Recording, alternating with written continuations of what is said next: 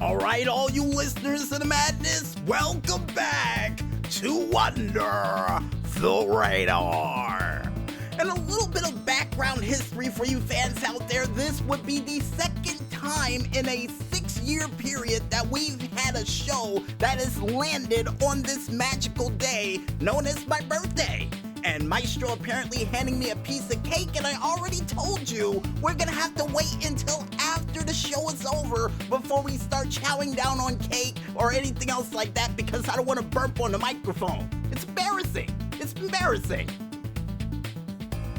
And besides us getting cake while we're on a microphone and Maestro still pushing it in my face, but here, go, take the piece, get out of here.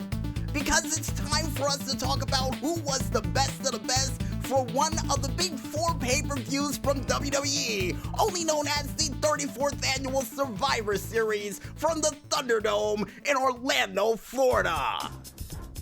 And to kick off this pay-per-view would be a very special battle royal that would be a cross-brand battle royal that would come down to none other than Shorty G, or Chad Gable as he calls himself now, The Miz, and of course Dominic Mysterio, who believed he won this said battle royal until The Miz was revealed to get knocked underneath the rope and get back into the ring to get a weasel-like victory to win this cross-brand battle royal via eliminating Dominic Mysterio.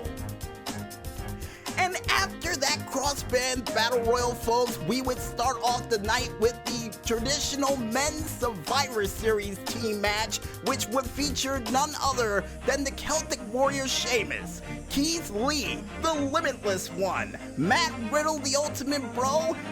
the phenomenal Captain self-proclaimed AJ Styles, and especially last but not least, the Quilted Quicker Picker-Upper, Braun Strowman, going one-on-one against Otis, Jey Uso, Seth Metal Seth Rollins, King Corbin, and of course the Frankenstein monster himself, Kevin Owens. And to kick off this match, literally and figuratively, folks, yeah, in the most strangest thing I've seen in the longest amount of time from Seth Rollins, he would decide to martyr himself up to the Celtic Warrior and get bro-kicked and eliminated out of this match, bringing Team SmackDown by 1 number during this match. And to make matters worse, the team of Monday Night Raw would be working on all cylinders despite Kevin Owens during this match hitting a stunner on everything that moved, only to get knocked out by Sheamus. Then you would see Keith Lee and Matt Riddle teaming up to help out AJ Styles to clear out the field, including King Corbin, who would end up getting hit with a phenomenal forearm, then getting tagged out by Matt Riddle to hit a floating bro to get rid of him. And then you would see Otis, who would try to do the caterpillar, get eliminated by Braun Strowman with a running power slam. And on a man on an island in the form of none other than Jey Uso, trying to represent the family table the best way he could, would super kick every single member of Team Raw that he could, and would even try to take out the Phenomenal One by trying to hit him with an Uso splash. But unfortunately for him, he would run into the limitless power of Keith Lee, who would turn a Samoan drop or makeshift Death Valley driver right directly into a spirit bomb that would take him out of his shoes, for the team of Monday Night Raw to have a clean sweep for this year's Survivor Series via pinfall. And after the match was over, they would all brag about their victories and still get in an argument, seeing their Avenger job finally done for them to separate like the Dragon Balls in Dragon Ball Z. Absolutely ridiculous, and like we said, for Music Village, if they can only work together, they would win. And they did. And The next match to take place on this Survivor Series night would see none other than the tag team champions of SmackDown, the Street Profits, going one-on-one against the Raw tag team champions of the New Day. And the New Day, to kick off the match before it would start, would decide to go down to the ring in a very special DLC or special outfit that was included from Gears of War 5, even seeing Xavier Woods pull out his trombone that looked like one of the weapons from Gears of War, which was insane. And you would even see Big E and Toe accompanying them down to the ring. And one surprising thing besides the outfits for the entrance is the fact that they've been tag team champions on 10 separate occasions. I do believe there's only about, 5 titles away from the Hardy Boys? Insanity! And during this set match, besides Montez Ford and Angelo Dawkins hyping themselves up before this match by singing The Undertaker's theme song in a remix form, but would also call out great legends from the Survivor Series past and would say that they want the smoke. And boy oh boy, they would get all the smoke they can handle during this match, because despite Angelo Dawkins hitting probably one of the most unique moves of the night in the form of an underhook spinning neck breaker for a near fall to Xavier Woods, you would see the New Day gather strength from Big E to pull off the original version of the Midnight Hour, only for Montez Ford to get a near fall. But ultimately for the New Day, the clock would strike midnight for them, because thanks to a surprise tag from out of nowhere and in a modified version of what the World Warriors would do, they would do a blockbuster electric chair drop combination, which would be a blockbuster Doom's device in their case, for the Street Profits to win this match from out of nowhere via pinfall. And after the match was over, both tag teams would show each other respect, and respect toward their belts as well, by holding each other's arms up in victory and hoping to once again fight each other in another great battle somewhere further down the road. And I would love to see that too. And the next match to take place on this said Survivor Series match card, which showed no respect whatsoever, would see Bobby Lashley going one-on-one against the Intercontinental Champion himself, Sami Zayn. And during this match, Sami Zayn would try to use every cheap tactic in the book known to man, even trying to win this match by count out, but thanks to the Hurt Business, that wouldn't happen. Would even try to take out the turnbuckle pad. You know, Shelton Benjamin at ringside wouldn't let that happen, and would go as so far to try to say that MVP tripped him even though he fell on the leg of MVP, only for the referee not to buy it, and for MVP to throw him back inside the ring for Bobby Lashley to finish him off after he did a stalling suplex to Sami Zayn, a nasty version of the Hurt Lock, for Sami Zayn to have no choice but to tap out, and for the United States Champion to dominate and reign supreme via pinfall. And I know we're missing a couple of things from that match, like, for example, the fact that Bobby Lashley did that nasty spine buster to Sami Zayn, and the stalling suplex, and almost speared him out of his shoes, but missed. But either way, yeah, it proves that cheating never prospers, especially in the Hurt Business.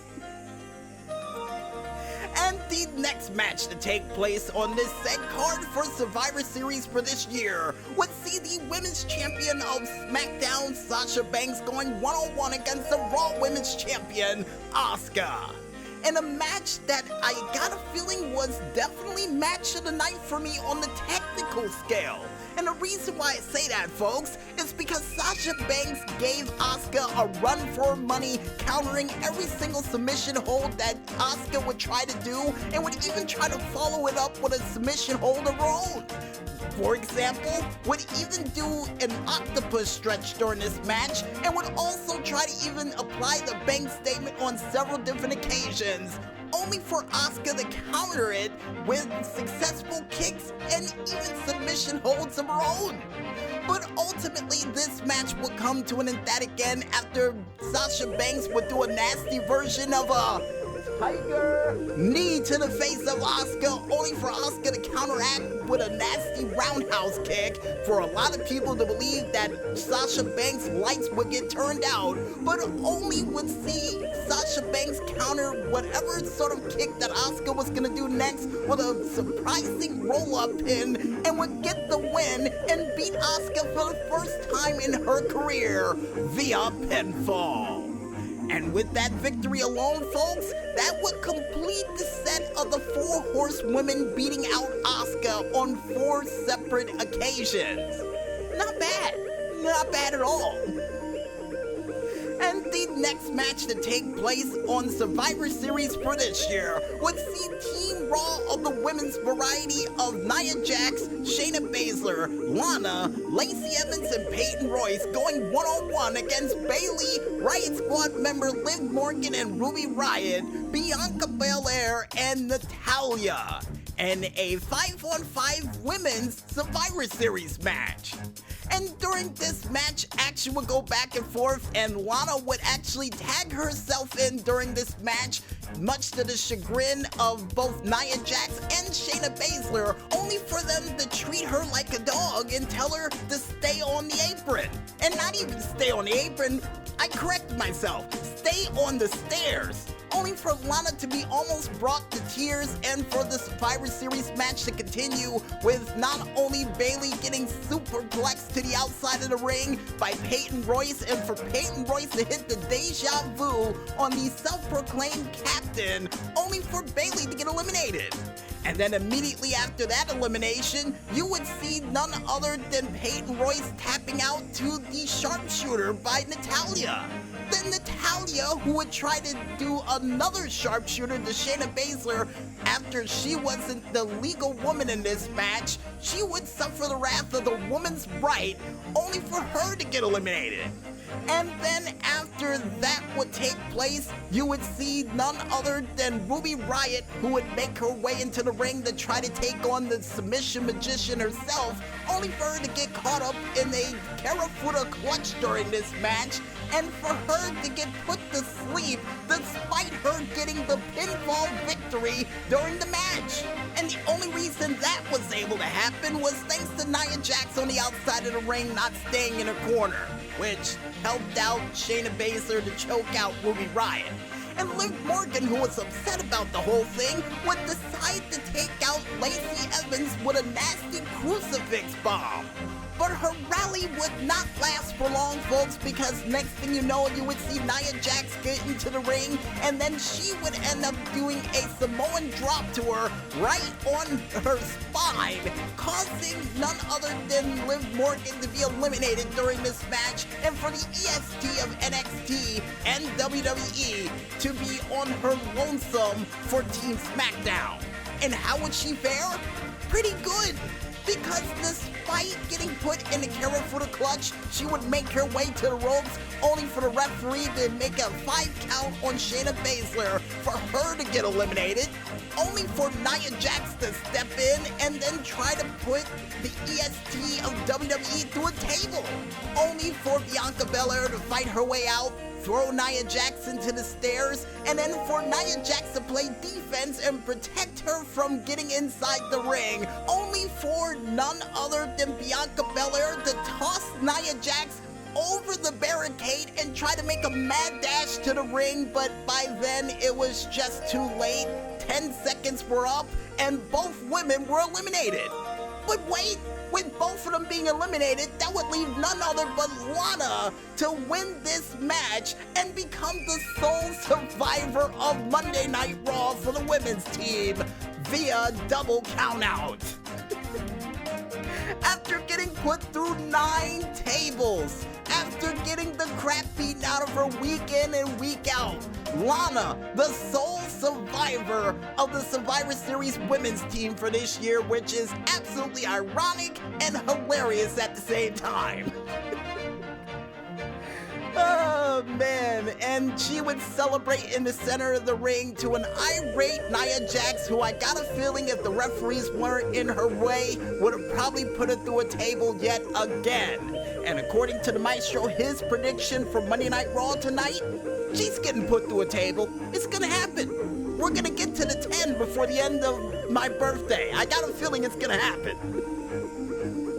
And besides that laughing matter, the next match and the main event for the Survivor Series for this year, which was no laughing matter whatsoever, would see the Universal Studios of Orlando, Florida's champion and the tribal chief of Friday Night SmackDown, Roman Reigns, going one-on-one against the WWE champion, the Chosen One, and most importantly, the Scottish Terminator himself, Drew McIntyre.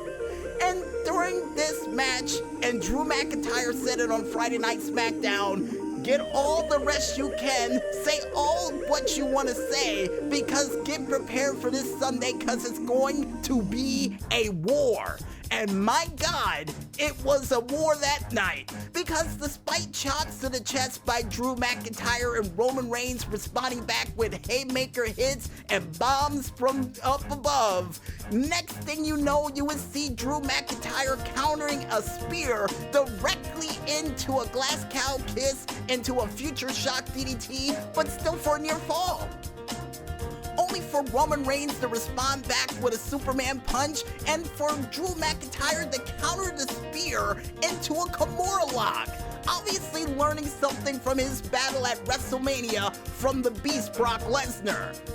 And then after what would happen next, with Roman Reigns actually taking Drew McIntyre to the outside of the ring and Samoan dropping him through a table, or at least taking 2 attempts to Samoan drop him through a table, Roman Reigns would go up on the apron, wait for Drew McIntyre to get up, and spear the living daylights flag tag out of this man through the wall that was behind the announcer's desk, that was in shambles already from the war these men were going through. And guess what, folks? That would still lead to a near fall. And Roman Reigns, who was beside himself wondering what in the hell I need to do to beat this man, would try to go for another spear, only for it to counter into a nasty Claymore kick, but Roman Reigns would knock directly into the referee, giving enough time to Jey Uso to come down to the ring, distract Drew McIntyre long enough for Roman Reigns to hit the low blow, and for Jey Uso to hit the super kick, only for Roman Reigns to apply his nasty version of a guillotine lock to Drew McIntyre, who would be knocked unconscious and unfit for battle, according to what my sister would say. For Roman Reigns to win this match and prove that he is the #1 champion to Drew McIntyre's #2 via submission. And yeah, after the match was over, Jey Uso, after failing his cousin earlier in the night, would finally get the approval of Roman Reigns for them to celebrate on the ramp for a cheap victory that really did ruin this match for me, because I really wanted to see who was gonna win. But then again, you know, Roman Reigns said he was gonna win by any means necessary, so there you go.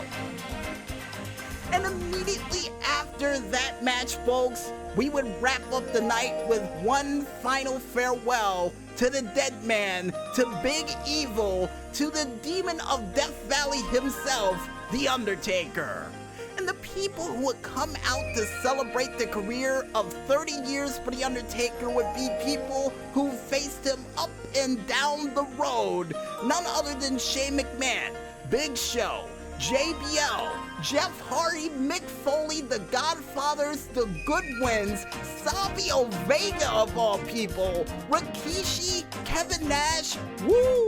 Ric Flair, Booker T, Shawn Michaels, The Game Triple H, his half-brother Kane taking off for mayoral duties to show up for this monumentous occasion, and then finally the chairman of WWE himself, Mr. McMahon. And then, after introducing The Undertaker, we would get one final grand entrance of the dead man in the form of a Tesla coil-like musical performance of his entrance, which reminded me a little bit of The Sorcerer's Apprentice, which was absolutely cool to see. And then you would see The Undertaker say that after 30 years of walking down that aisle and putting souls to rest, it's finally time for my turn, and to put The Undertaker to rest, for him to finally rest in peace. For Undertaker to go down on one knee, roll his eyes in the back of his head, and then for Paul Bearer to show up in a 3D holographic form and say, "Oh, yes!" For Survivor Series to close out with the dead man doing one last fist raise in the air, for him to go off into the night with the rest of the creatures in the night to close out the Survivor Series for this year. And join us next time, ladies and gentlemen, when we come into your homes for another classic pay-per-view just 5 days before Christmas, none other than Tables, Ladders, and Chairs that will be taking place in the new version of the Thunderdome on December 20th of 2020. A lot of 20s in there, if you ask me. And I guess with that said, folks, we might as well head back into this music and grab a glass of water. And when we return, we'll be back with more of this birthday bash of madness edition of Under the Radar right after this. So don't go anywhere just yet, folks, and stay tuned.